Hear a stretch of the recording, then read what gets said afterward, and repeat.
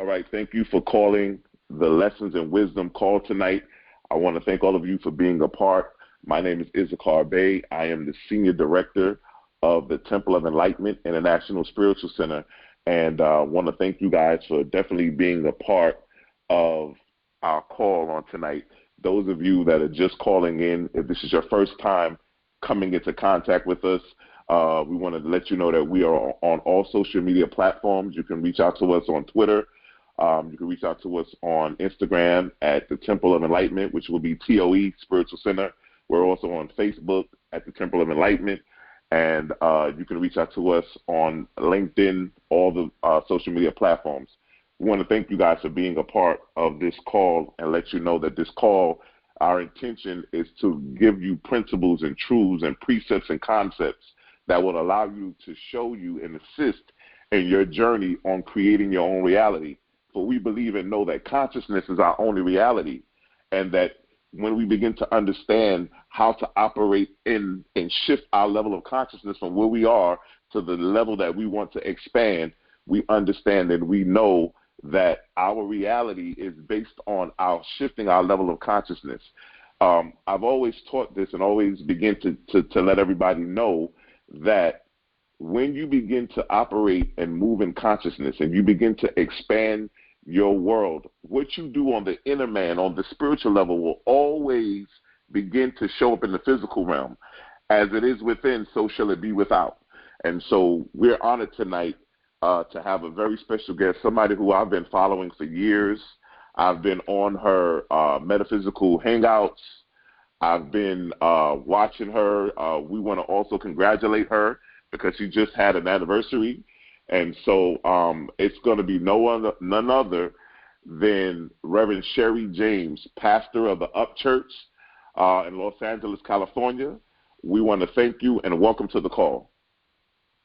Thank you so much. Oh, my gosh. Thank you. It's an honor to be here. Thank you for having me. Well, you know, Reverend James, what you're doing in Los Angeles is absolutely phenomenal. I've been following you, and I've also been jumping on the Zoom calls. You've been doing the Metaphysical Bible Hangouts, and I think that is wonderful. And we've been really connected and really following you and really taking these principles that you guys are teaching. What I wanted you to do is, for those that don't understand how phenomenal your position is in the legacy that you are connected to, tell them a little bit about the Up Church, and of course, about none other than the one and the only Reverend Reese-lett, who is somebody who everybody knows from TV and Touched by an Angel. But when I tell people that she was actually a pastor, they say, "Wait a minute, for real?" Nobody really knows that. So we would have to do some kind of a justice to let everybody know about her legacy and her commitment to Reverend Johnny Coleman and to the UBF fellowship. And so if you could just walk us through that journey of how you met with her, about her legacy, and how everything has transpired thus far. Sure. Well, first of all, thank you for that, and thank you for just acknowledging her, because she was such a powerful spiritual teacher. And I think that, for her, well, gosh, where do I start? So I came to Up Church in the late 90s, and that was probably about a decade or so into the church, into the church's founding. And it was never, Reverend Della grew up in the church.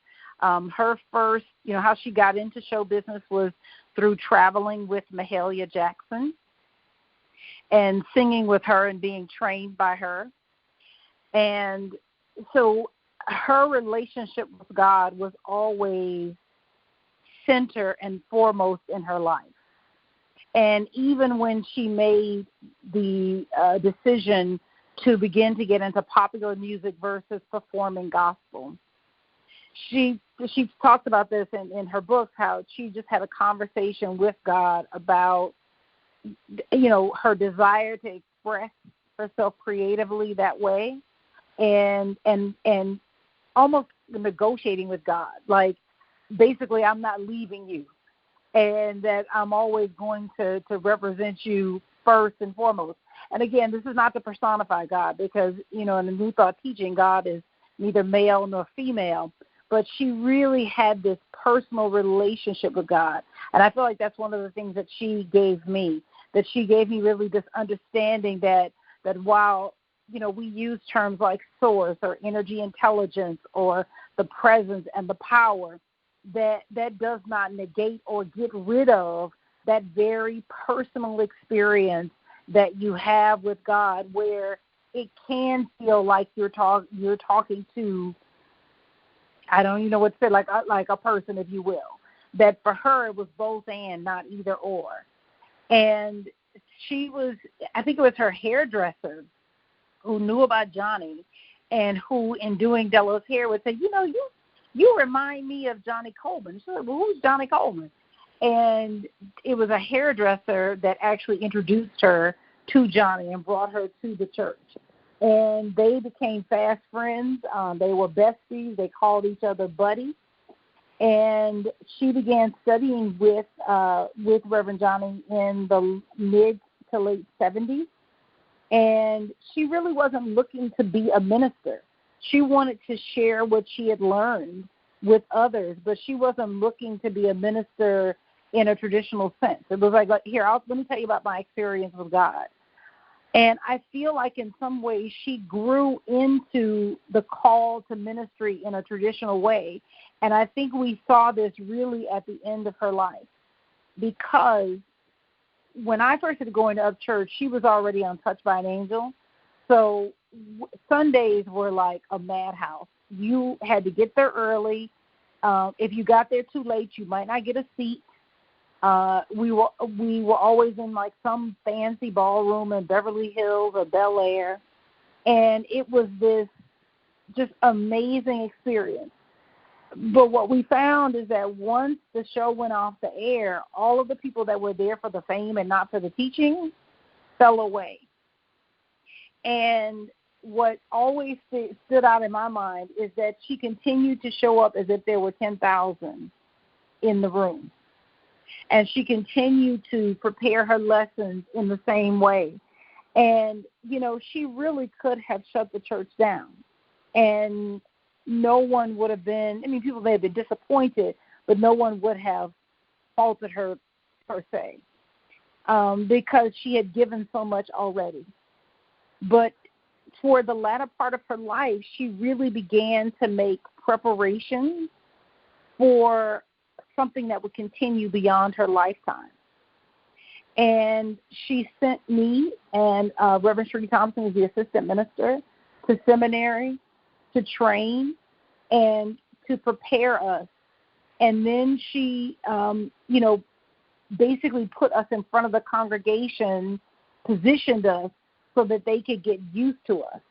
One of the things that we benefited from is the way that she introduced us, if you will, to the ministry, that helped us to hold on to the people even after she made her transition.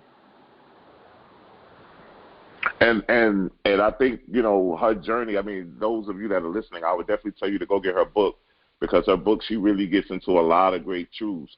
But Reverend James, what I wanted to ask you is, what are some of the principles, what are some of the things that no matter, what happens 20 years, 30 years from now, that she imparted into you, the truths, the golden nuggets, those little bits of wisdom that she imparted into you, that you will never let go of, that you will hold on forever? What are some of those things that you learned from her that you hold as priceless?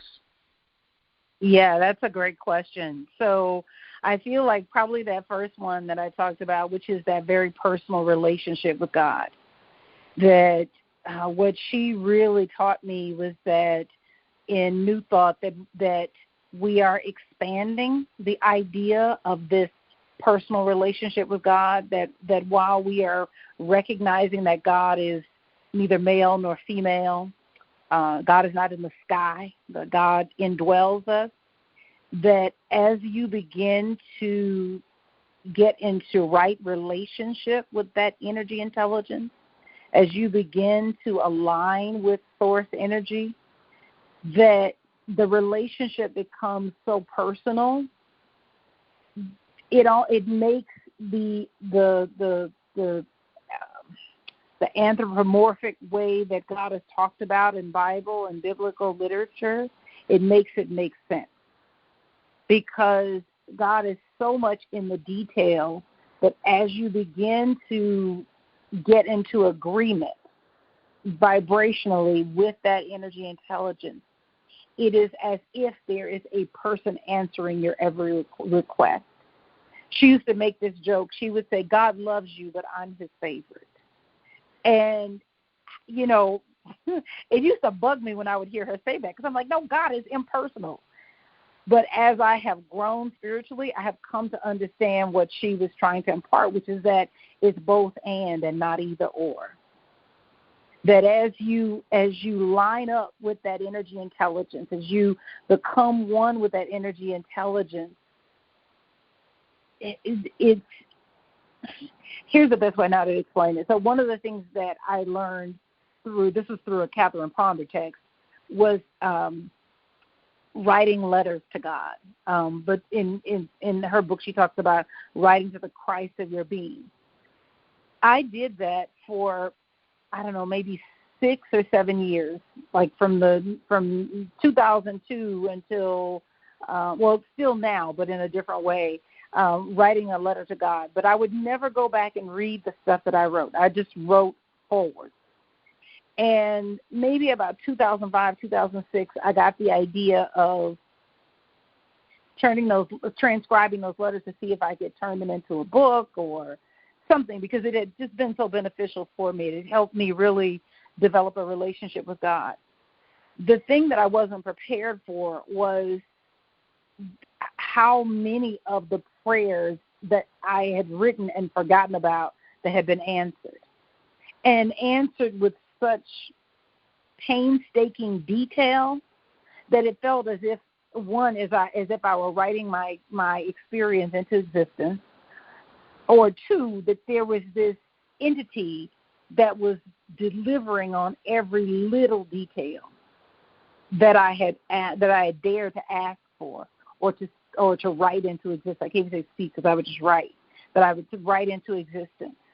And so it gave me a new understanding of what Reverend Della would talk about with this relationship with God, that it becomes so personal and so intimate that it feels like a person. It has that, you know, you can feel another person in your presence, that you feel it like that. Yeah. And I would say that that's probably the main thing that I got from her more than anything else, was developing that relationship where God is, you talk to God like you would talk to a friend. So, Reverend James, tell us about the Up Church, for those that are listening, and, sure, and just get an understanding of the church that Reverend Della Reese founded, but then also that you are now in position to uphold the legacy and to continue on with the teachings and the principles and so forth. But tell us about the Up Church and what you guys are doing, and I know that you guys just celebrated an anniversary, so we'll get into all of that. But explain to us, give us an idea of what the Up Church is all about. Sure. So Up Church actually stands for Understanding Principles for Better Living Church. And I don't know, maybe about the early 2000s, we rebranded under the name Up Church, because Understanding Principles is just super long. And so the church itself is really about creating a safe space where you can try on the cloak of greatness. Each person has their own unique divine assignment, and really it should be plural assignments, that only they can do. And that spiritual education or spiritual training, whether that comes in the form of classes or worship or praise or prayer or meditation, whatever that is for the purpose of revealing to you what your assignment is and supporting you in the manifestation and the fulfillment of that assignment. And so our spiritual center is a place where you are supported in doing that. That, you know, God doesn't need you to keep the status quo. So you're not here to do what somebody else has done. I'm not here to, I may be carrying on a ministry that Reverend Della started, but I'm not here to be Reverend Della. I'm here to be who Reverend Sherri is and to be her in the fullness. She used to say, I got all the Della. If you want Della, you got to come to me. And she understood that I have to max out being who I am and fulfilling the assignment that's on my life. So Up Church is a place where it is safe for you to do that there is no pressure to conform or to look or to be like anyone else. That to the best of our ability, we create an environment where you can thrive. And you do that through study, but also through working in the church. Your spiritual lessons come to you through everything that you do. So in helping to, perpetuate this ministry, whether that's volunteering or supporting us financially or just learning from us, that what you are getting are tools that you can then take and employ in every area of your life, from business to personal life to friendship to whatever. So how many, the anniversary that you just celebrated, how many years has it been that you are now the senior pastor? Sure. 4 years. Oh, wow. That's amazing. Yeah. Congratulations. 4 years. Congratulations. So I wanted to ask you, you said that you came into the Up Church within the late 90s or in the 90s, and you begin to get under that teaching, and you begin to connect with Reverend Della Reese, and you begin to really get into the metaphysics, and then she put you and Reverend Sherri into seminary school, and you guys begin to really get into this. I want to know, from your journey of when you first came to the Up Church until now, give us a little bit of the insight of how your life has transpired or has transformed under the teachings, under the metaphysical New Thought teachings. Could you give us a little bit or a little inside peek on how your life has transitioned from where you were back then to where you are now? Sure. So another great question. So I feel like I say this, that everyone has a backstory, every hero has a backstory. And I see the work that we're doing as being the heroes of humanity, in the sense that we are stretching the boundaries of what you think is possible for you. We're demonstrating that it can be done. And just like, Superman, we got his story back on, I forgot the name, Krypton, that I feel that way about those of us in New Thought, that we all have that backstory of how we landed here. I was very fortunate. I was raised by a mom who really just rejected the traditional teaching of the church, and her rejection of that really gave me the freedom to ask questions and to seek out a spirituality that made sense. I wasn't, because she just wholesale kicked it to the curb, it freed me to either pick it up or lay it down. And I trusted the things that she was saying, which is that, I teach English, I know rhetoric, and I can tell you that what they're saying this scripture means is not what it means. And so it gave me a curiosity for, well, what does it mean? Well, what should I be looking at? And that really sent me on a quest. And, I moved from Houston, Texas to Philadelphia and then to L.A., and all the while looking for a spirituality that just made sense, that didn't require me to put my brain in the trunk. And I had never heard of New Thought. I didn't know anything about it. But I was attracted to New Thought teachers, people like Les Brown, who had been ordained by Johnny Coleman, and who found, and one of my central teachers, Mary Tumpkin, who became the senior minister for the church in Miami. So I was really open, and Reverend Sherri was already going to Up Church maybe for a few months and invited me to church with her. And I said, sure, I'll go. And it was so different. I had never studied under a woman pastor, so that was like a new thing, because I can't come from the South where, in the way that I learned it, only men could preach. And so it was really intriguing. And for whatever reason, my mom knew about Johnny Coleman, and she knew that Della had been ordained by Johnny Coleman. And that was really why I stayed, because we had known about Johnny, and so I wanted to be connected to whatever Reverend Johnny was connected to. And in learning, I think it was a really interesting teaching, but what really locked it in for me was summer 1998. I went to Chicago for our Panorama of Truth, which is our annual conference for the Universal Foundation for Better Living. And Mary Tumpkin spoke. And I always said this way, that she opened her mouth and my life has never been the same. I didn't have a bad relationship with the Bible, but I didn't have probably any relationship with the Bible other than that, like everybody else, I had one that sat on the shelf that never came down. And studying with her really gave me a love for Scripture that has really carried me. It's why I started the Bible Hangout. It's like I wanted to share this information that I had gotten. And so what has changed in my life because of New Thought is a command over my mind that, one, I didn't know was possible, and two, I didn't know I needed. But now that I have it, it's the thing that's most valuable to me. It's the pearl of great price. And what New Thought has given me is a mind that is stronger than my feelings. I feel like most people, their feelings are stronger than their minds, which is why they struggle with eating right, or struggle with money, or struggle with relationships, or struggle in different areas because I don't feel like it, or I can't overcome the feeling of something that may be a bad habit. And that what New Thought has given me is a spiritually based teaching to manage my mind, which then allows me to manage my life. Yeah, that's wonderful. That's absolutely wonderful.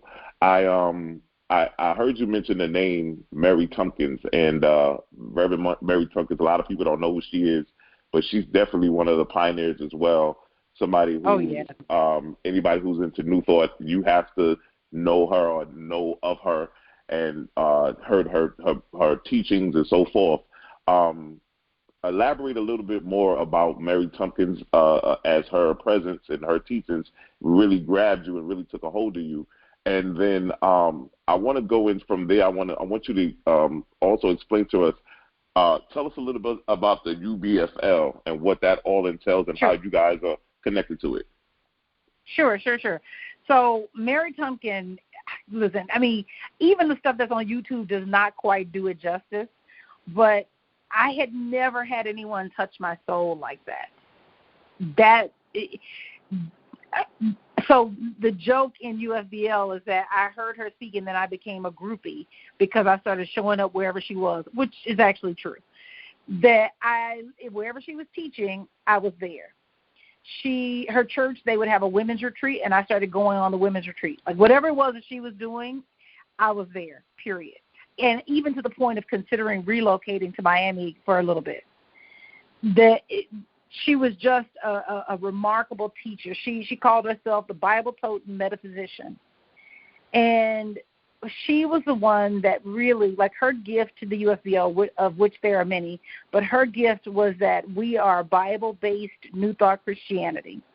So the thing about New Thought and New Thought Christianity is that the Bible is not the ultimate authority. The Holy Spirit is the ultimate authority, and the Holy Spirit indwells you, me, everyone else. So because the Bible has never been the ultimate authority, it has freed us in New Thought to then gravitate, to put the Bible aside and to gravitate to other texts. So you can go to other ministries and they might quote from any spiritual text, not necessarily the Bible, but also including the Bible.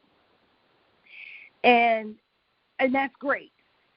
But the thing is that the New Thought teachings by Charles Fillmore or Melinda Kramer or Ernest Holmes are all Bible-inspired, period. And there is no New Thought group that has basically thrown down the gauntlet and said, yes, we affirm all of these other traditions, and we affirm their validity and their value, but we are going to stake our claim on Bible metaphysics. And that's something that Reverend Mary gave to the organization, a direction that she laid down that I think is important. And I think it's something that must be carried on. I think that it is a poor student who throws away their first teacher. I think that there's value in staying attached to the Bible. Again, not making it the ultimate authority, but recognizing that this is our primary textbook. So that, I would say, is probably the greatest, for me, the greatest contribution. But then there were many others. She was such a scholar, and she felt like we were absent in the halls of academia. And so she made a point to align us with organizations like the West Star Institute and other Harvard School of Divinity and other schools, so that we would be recognized and understood and known in those halls of academia. It's, in a lot of ways, we're on the fringe. If you can go to any seminary and nothing about New Thought will ever come up. And she felt like we needed to be in that conversation, because what was happening at the West Star Institute, which is out here on the West Coast, is that these were traditional ministers who were asking the tough questions about the Bible, coming up with answers that we had already come up with a long time ago. And it was like, wait. And then patting themselves on the back. And it was like, no, we've been doing this. This is not new, and there's been a whole group. And so, we come out of the traditions of secret societies, the Knights of the Templar, the Rosicrucians, the Theosophists. We come out of those secret societies where it was not safe to share this information publicly. But I think it's time that we step into the light, because it's safe to be in the light now. And we need to be. The world is changing so fast with technology. I mean, we're at the place now where you can regrow limbs, where they can manufacture. I mean, the stuff that we have the ability to do is amazing. And for us not to be an integral part, I feel like we have the spiritual philosophy that fits for the 21st century, that allows you to embrace all of this amazing science and still have a relationship with God. Yeah, that's absolutely phenomenal. When I think about my life and how New Thought has really transpired and really, it actually just expanded my mind and just totally took me to a whole nother level. And I've always told people this: once your mind expands, it can never go back to its original form. So there you go. So New Thought is something that has, me coming out of New York City, I connected with Bishop Jordan, and then Bishop Jordan introduced me to Reverend Ike. Then from Reverend Ike, I connected with Reverend Ike and got into Reverend Johnny Coleman. Then I got into the Michael Beckwiths, and then I got into the Dr. Barbara Kings, and and just came all the way over on it. But I just think that it's something so profound and so prolific to be able to discern the scriptures with a metaphysical scope. It just takes things to a whole nother level. And really not so much of just looking at the scripture with a metaphysical scope, but being able to apply what you have therefore defined metaphysically and apply it to your lives. Right. To apply it and to actually see the demonstration of that take place in your life. So it's something that's absolutely phenomenal. And I agree with you 100% that it needs to be brought to the forefront. Many people need to know about it. And I feel that, for years I've always felt that what we don't understand, we attack. And so a lot of the other denominations would attack it when you start talking about New Thought, Unity Church, religious science. When you start talking about those different things, people would attack it because they didn't understand it. And so I think that we're in a place now where we need to come and be able to expand and say, wait a minute, you know what, let me take a look at this and really see how this really entails. I look at the transformation that Reverend Carlton Pearson went through. and dealing with all of that, and so you really get to see like how things really transpire in that regard. Tell us a little bit about the UBFL and how your connection to it, how is it really benefiting you guys by being connected to it? Yes. So the Universal Foundation for Better Living, so UFBL, the UFBL is it is the organization. I guess it is. It's not umbrella organization because that's not really it. Because we're all independent churches, but it is they train our ministers, they prepare our teachers, they ordain and license our ministers and our teachers. They provide training and support materials for our churches, that we can then use to teach in the church, and they are a support system. The organization was founded when Johnny Coleman and a group, I believe 8 other ministers, left Unity. So our teachings are very much in keeping with that Unity teaching that Charles Fillmore laid down. So a lot of the texts that we use are Unity texts, and many of our first ministers in UFBL were first Unity ministers. But UFBL is, we have about 25 centers and study groups around the U.S., the Caribbean, and Canada. And we are in a space where we are redefining. It's a really exciting time in the UFBL because, Johnny was the founder, Mary was the first president appointed by Johnny, and then Reverend Sheila McKeithen is the first elected president of the organization. And so we're in this season of really laying down and saying, who are we? I think it's no secret that a lot of New Thought churches have struggled. A lot of our churches tend to be smaller, on the smaller side. And we're in this space now where I think we've got to name, who we are and what we stand for. And I think a lot of our ministries are working with that. And so the UFBL, I feel like that's one of those places that's where we are as an organization.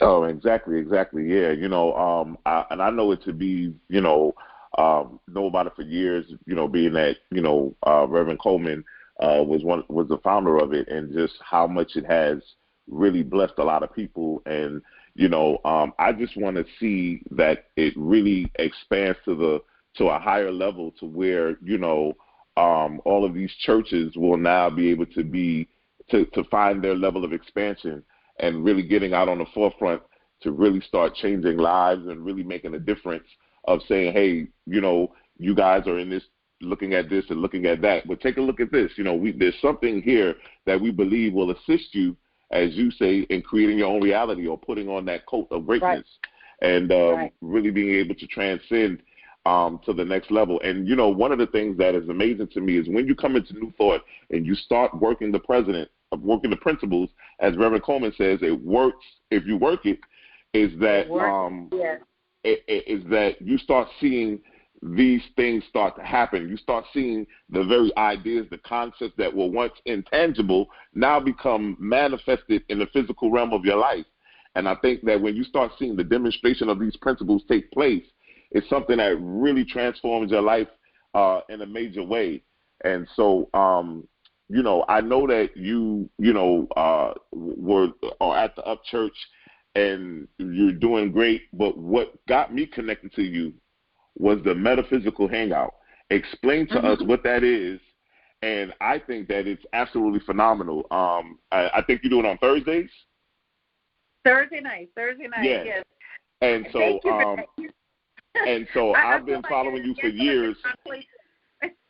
For years, I have been connected to you through the Metaphysical Hangout, and I just think that is absolutely wonderful. Just tell us a little bit about that, and what do you guys teach, and what do you guys go over and cover in those Metaphysical Hangouts? Sure. Thank you for that. Thank you. I was saying that I feel like the Bible Hangout is like my play place. But really what had happened was that I was teaching Bible class on Sundays, and I ran out of time to go through all of the material. And there was so much information that I had, and I thought, and at the time there was this new thing called the Google Hangout. And I was like, oh, well, I could just do, which is why the name is Bible Hangout, because it was first a Google Hangout. But it is a place where we come together to study the Bible metaphysically. And what I have been doing lately, because it has changed over time, that we've been doing it now since September 2013, and I think I've been online, like actually YouTube videos since January 2014. Is that we have been doing a metaphysical study of Proverbs. But we have also gone through a lot of those classic unity texts. So I'm thinking the Handbook of Positive Prayer. That's, oh gosh, I'm blanking on her name, Hypatia Hasbrook. We've also done What Are You, which is Imelda Shanklin. So it is a place where we study the principles of New Thought, but where we've been lately is hanging around Proverbs and doing a metaphysical study of the Proverbs. Oh yeah, that's wonderful. And so, how can people become a part of that if they want to say, hey, I want to, join in on the Hangout? How could somebody get in contact with you or reach out and become a part of that Metaphysical Hangout? Sure. So you can email me, Sherri at Sherri, and my Sherri is Sherri, Sherri at RevSherri.com, Sherri. And you can email me there and let me know you want to be on the mailing list. You can go to my website, RevSherri.com, and get information on other things that I'm doing where I'm speaking. But in terms of just getting, dialed into the Bible Hangout, it's going to the website. Okay.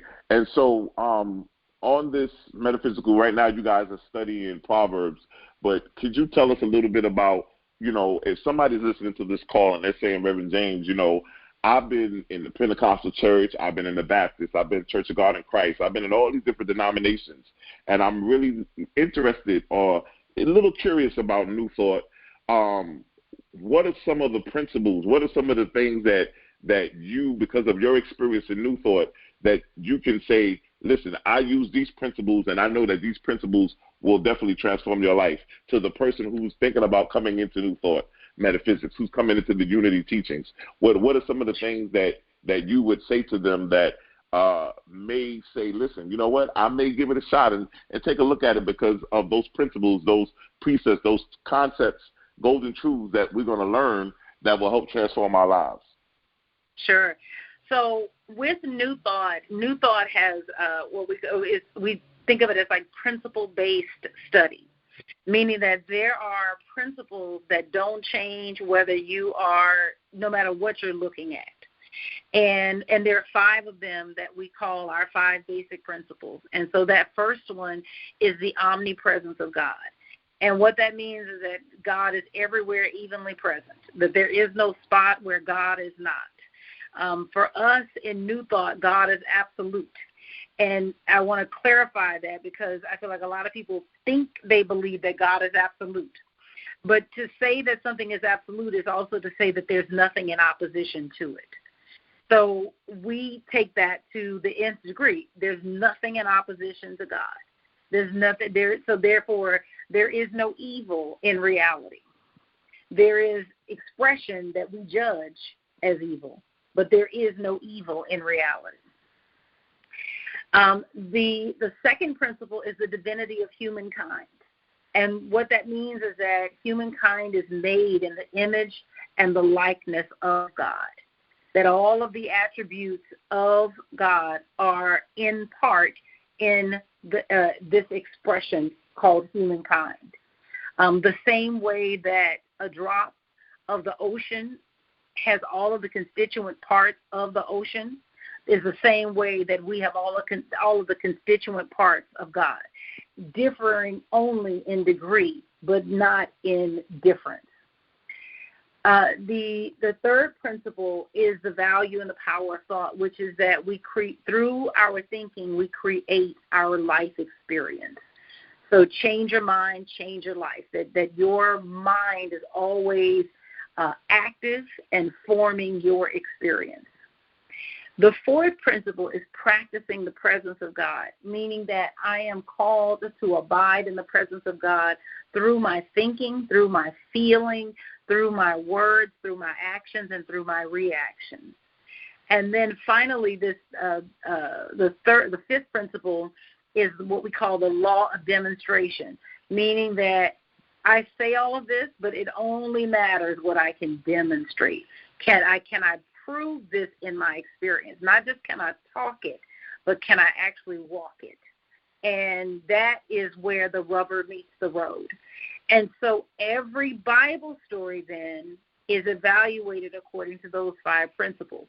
So when we run up on stories where, it's a God behaving in a very human way, well, does that accord with the omnipresence of God?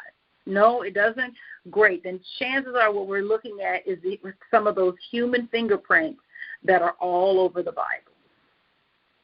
So those are the 5 principles that undergird everything that you're going to hear from any minister. Anytime I'm doing a lesson, the question I'm always asking myself is anything that I'm saying out of alignment with those 5 principles? Have I taught a lesson that suggests that there's a power other than God? Have I taught a lesson that suggests that I'm subject to the frailties of humankind, or that I'm the master of humankind? Have I taught a lesson that suggests that something could supersede, as far as my life is concerned, the power of my own thinking? So I'm always evaluating my lessons and anything that I'm saying according to that standard. Yeah, I think that's absolutely wonderful. And of course, those are the principles. Those are the foundations of New Thought. Those are the foundations upon which the whole doctrine and everything that we believe and understand that exactly. It sits on. And so, clarify, which is doctrine. So that's another thing that's very, very important to New Thought, is that we are not putting forward something that you have to accept lock, stock, and barrel. If you get to a place where you say, you know what, I've heard something better that resonates with my soul, we say go with God. Meaning that my purpose is not to get you to a heaven up above or keep you from a hell down below. That my intention is to support you in the release of spiritual power in your life so that you may fulfill your divine assignment, but you don't go to a hell or get to a heaven depending on whether or not you fulfill that assignment. That heaven and hell are states of consciousness, that they are states of mind that you inhabit this moment. If you in hell right now. And if you want to be in heaven, by whatever definition you got, then you need to be in heaven right now. Because your experience can never exceed your consciousness. So if you don't figure out how to have heaven right now, there'll be no heaven after you leave this body. Reverend Ike used to say, if you don't have a mansion on earth, you ain't gonna have one in heaven. Exactly. if you don't, who you are speaks so loudly, I can't hear what you're saying. It's really that rubber meets the road, and you cannot have what you are not. That's why Reverend Ike used to say, I am money.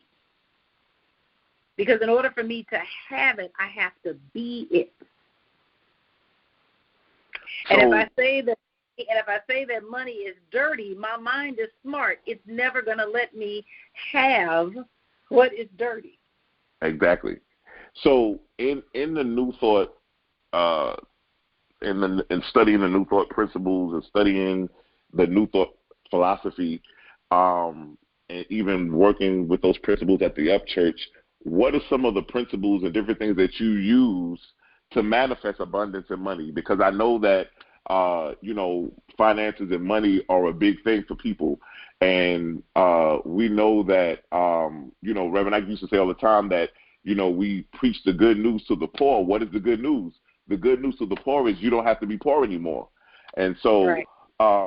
What are some of the principles that you guys use, or some of the concepts and truths that you've learned throughout your new thought journey that you use to manifest abundance and manifest prosperity? Sure. So these are great questions. So and this is, I'm not going to say nobody has done it, but I'm going to say I haven't heard anybody talk about it. Okay, let me say it that way. So you always know what it is that you believe by what it is that you do on a daily basis. So consciousness is the way we define consciousness is that it's the sum total of my thoughts and feelings, right? I express, I am limitless, but I express my dominant thinking and feeling. So what you must do then to manifest prosperity is to let prosperity be the dominant thought and feeling in your experience. So prosperity is a feeling before it is ever an experience. So you have to have it in mind before you can have it in hand. And everything works that way. Everything works that way. Everything is first mental and then physical. So what New Thought focuses on is how do I create the mental? Because if the mental equivalent is there, the physical expression is not far behind. So then, your daily habits then become of utmost importance because they are for the purpose of basically developing that mental expression. Everything that I do is so that I will think and feel and act prosperous. And it's harder than you think because our lives do not go according to what we want. They go according to our habits. What are your habits? What do you think about all day? What has your attention? Are you thinking about how unfair life is? Are you thinking about that relationship that you wanted but don't have? Are you thinking about how it's unfair that things are the way that they are? It's like all of those things occupy our minds and interfere with the expression of plenty. The truth is that there's nothing off limits to us if I can get my mind right. Well, Reverend James, I'll say this. You mentioned something tonight that you said, we're at a place where we need to expand. A lot of the churches are struggling, and we really need to get that word out. But I come tonight to give you a prophetic declaration that you're going to see the New Thought ministry and its teachings expand like never before. I would say within the next 3 to 4 years, you're going to see things expand unbelievably, where you would see not just bishops and people from different denominations coming in, but you would see organizations grow and churches begin to expand like never before. And so I think that this is no greater time like the present for us to be able to move and understand and operate and beginning to teach those principles that you can do, that you can be, do, and have all that your heart desires. And I just think that we're at a place now where we're really going to see a major shift. We're going to see a major shift in the New Thought. And I just think that those that are strategically placed where they are, there's no mistakes, there's no accidents. We understand that everything happens for a reason. And so right. I just think that everything is aligning itself up for where it needs to be at the right place at the right time, and that we're getting ready to see things really unfold in a major way. And so I'm just excited about what's going to be happening. I accept that. I really do. I have felt that since I first walked into New Thought. And I felt like, why isn't everybody studying this? This makes so much sense. Like, it's just, you know, being a person with a science background and being someone who it never made sense to me that it wasn't the biggest thing going. But I accept that everything happens in the right time. And this is that time. Exactly. And so are you guys having in-person services, or are you doing online? Or how can people, if those are listening that are in the California area and the Los Angeles area, how can they go to the services and how can they connect with you on Sundays? Sure. So we are actually virtual right now on YouTube. So they can join us online every Sunday, 1 p.m. Pacific, at youtube.com/upchurchla. And that is going to be our reality for a little while longer. We are looking at remaining virtual and for a little while we locate our our forever home. And so anybody anywhere can connect with us. We have also been growing globally. That's been a big part of our ministry, and which was already happening but really took form in the pandemic. And we took in our first non-LA members. So we have people as far as South Korea, North Carolina, Seattle, Washington, Phoenix, Arizona, and we're growing. And so we are in Tennessee. Actually, I forgot, Clarksville, Tennessee. So we have people all over the U.S. and around the world who are a part of our ministry. And what we're building out is this literal digital church that connects. And so there will be in-person opportunities so that we can have that physical touch point, but we try to make that online experience personalized. I think if people join us on Sunday, they'll get a sense of like how we make that personalized, so that we are, short of me being able to reach out and actually physically put my hands on you, that I can still have a very real personal connection with you in our digital space. Yeah, and I think that's phenomenal because, being that you are digital, it does give you an opportunity to open up the scope and be available and reach out to the masses, even on the international level, beyond just the four walls of a building. So that's definitely something that's very beneficial. I want to just piggyback real quickly on, before we end this call tonight, talk a little bit more about the legendary, the great Reverend Della Reese-lett, who's somebody who's, I think that her legacy will live on forever. And I just think that, to me, it's, when you hear her story, it's so phenomenal to me, because here's a woman who I loved as an actress. One of my favorite movies of her, of course, was Harlem Nights.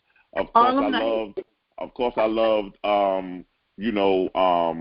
the movie where she played Martin Lawrence's mother, Thin Line Between Love and Hate.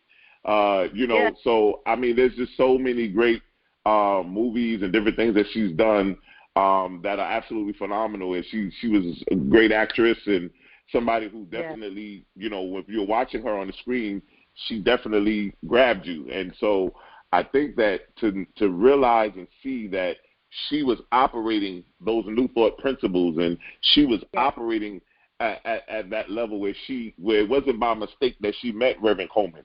It wasn't by mistake that she connected and began to start the church and begin to study seminary and begin to get ordained as a minister. It's not by mistake that all those things transpired, because as she was going through those New Thought principles and her life was being transformed on the inner side, on the spiritual level, you begin to see the manifestations happening on the outside.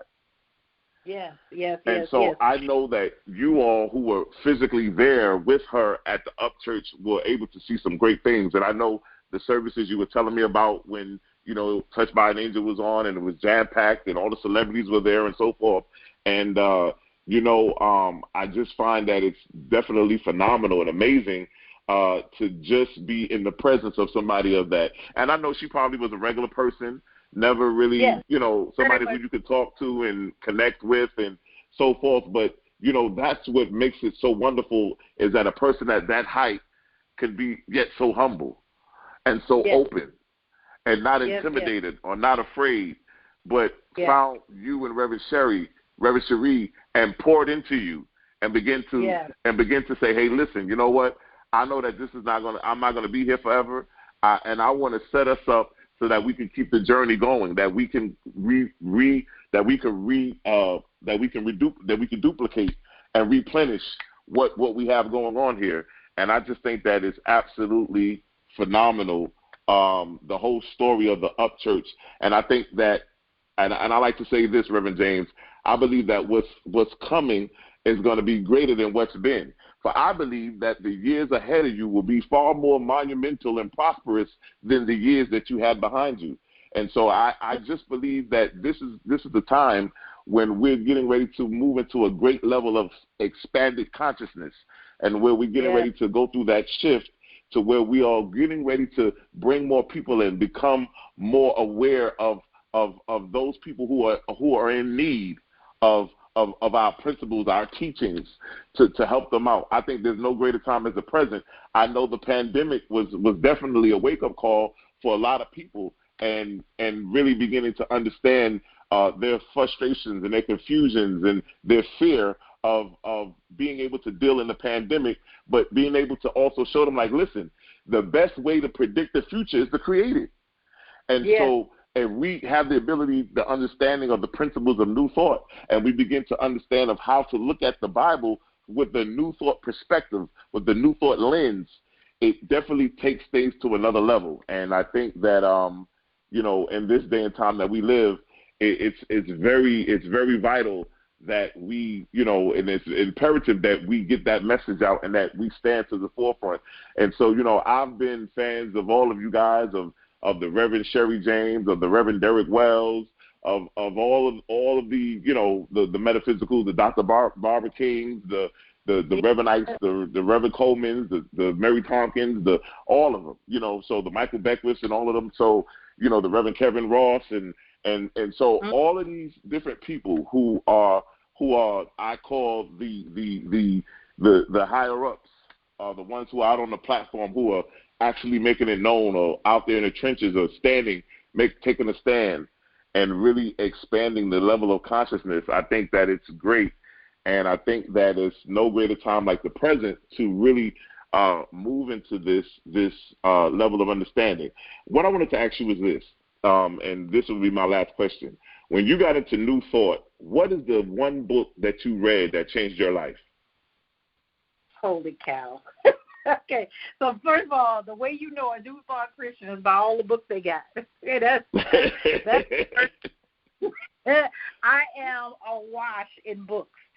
But let me say that I would say that oh gosh, man, I don't know that I can answer that question, because every book. Give me the top five. This might be the hardest question. So a book that that people definitely 100% need to read is The Magic of Believing, Claude Bristol. Do not pass go. Go get that book. It's out of print, but you can find it online. But there's another one that's called How to Live in the Circle of Prayer and Make All Your Dreams Come True. It is the text that Johnny Coleman used to create the Dream series, which is one of her signature sermon series that we still do in the USBL. Catherine Ponder's book, The Prospering Power of Love, which is a very little small pamphlet, almost kind of book, under 100 pages. That book just changed my life. It really, after Mary Tompkins, really just kind of set me on, the path and of forming that personal relationship. Definitely Reverend Della's book, Metaphysically Speaking, gotta have that. Mary Tompkins' book, Before You Pray, Forgive. Oh my gosh. But I mean, how could you leave out like What Are You, Imelda Shanklin or any of the Charles Fillmore books? I mean, that's a hard one. That's a hard one. Yeah. I mean, when you really get into New Thought and really get into the teachings, I mean, it expands and opens your mind. So when you start reading things, I always say this too, being that what you said about Mary Tompkins, about her being, connecting and being that foundational Bible metaphysician. One of the things that really fascinated me and really blew my mind is when you begin to understand the hidden meanings of the Bible and the keys and the tools of how to interpret the Bible metaphysically. It absolutely blows your mind, because what you had read before, you will now see 360 degrees differently once you look at it with the metaphysical scope. And so, you start reading everything. You start using those keys and those tools, not just in the Bible, but in everything that you read. Right. Everything that you consume, you start using those tools. And so, I always like to ask metaphysicians, what books are they reading? Because if you are a metaphysician, if you're a New Thought Christian, you have books. You are a reader. You are one that consumes. There you go. That's what I'm saying. Like, to say, like, what's the favorite? Man, like, I got to pick errors. Like, okay, when I was first starting out, when it, like, and then there's some that are, like, perennials, like, Think and Grow Rich is an important one. Napoleon Hill, cannot overlook that. But then there's stuff by Gay Hendricks, conscious living. I mean, that's hard.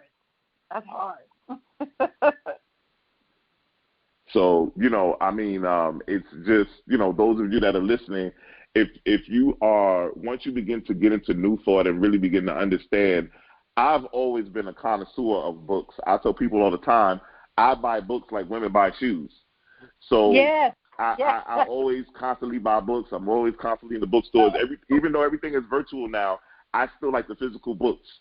I don't really like the e-books. I like to be able to hold the book in my hand, to highlight, to underline. So, being able to really utilize those things. I'll tell you this. I have a lot of those books, if not most of those books that you have called out. But I will say the book that really changed my life in the beginning was the works of Neville Goddard. How could I leave that? So when I begin when I begin to study him, and get, when you get into Neville and then Joseph Murphy and all of those guys, all of those, and so you begin to really transcend and really expand your mind. According to Red Kev, Neville is Reverend Ike's favorite teacher. Yeah. And oh my God, again, that's what I'm saying, eras, because I didn't learn about Neville until I was many years into New Thought. And I actually started listening. Was it reading or listening? It might have been reading one of his books, Your Awakened Imagination. And then I started listening to a bunch of old recordings that somebody had on YouTube. And it just, what can I say? I absolutely, I would say Neville probably is my favorite author, New Thought author. But I'm also equally intrigued by his teacher, who was a black Ethiopian, Abdullah. And Abdullah taught Neville and Joseph Murphy. And he's a fascinating figure that we don't know a lot about other than through information that Neville and Joseph have left about him. But he was this man who really proved these teachings, who lived free in New York in the 20s, in the 10s, and the 20s, 1910s, 1920s, 1930s, and taught Neville, who then, goes on to have the kind of recognition that he has today. Exactly. I mean, some profound people that we're discussing now, and I think that it's just wonderful We could sit here for hours and discuss this kind of stuff. I mean, it's just so fascinating. But yes. just before we end the call, I just want you to give your information again for those that may want to reach out to the Bible Hangout, those that may connect with you and watch you on Sundays on YouTube. Just go ahead and give out your contact information. Sure. So I'm everywhere on Facebook, on Twitter, or Instagram, at Sherri James or at Rev Sherri James, either one. It depends on the platform. You can also go to my website, revsherri.com, or you can find information on Upchurch at upchurch.org. And we're actually revamping. Our website is up, but we're getting ready to roll out a whole new website and an app. So I'll have to do another call with you when we are rolling that out, because this is part of us building out that digital church. Exactly. So those of you that are listening, I would tell you that, to definitely stay connected to Reverend Sherri James. Join her Metaphysical Hangout. Stop by, jump on it. It's absolutely wonderful. As a matter of fact, I was on the last one, and the last one she had the pastor or the senior pastor over the Miami church of where Mary Tompkins was the founder. So she had the pastor from Miami there on that one, and I was on that one. It was pretty good. And so I would, tell you guys to just stay connected. It's always good to be connected to like-mindedness, to those that are on the same level of consciousness that you are. And so those of you tonight that want to sow, you can give. We have PayPal, which is going to be Issachar Bey, ISSACHARBEY @gmail.com. We also are on VENMO at the @ Issachar -Bey, BEY. And then we're also on ZELLE, and that's going to be Issachar Bey again @gmail.com. We want to thank you once again for tuning into this call.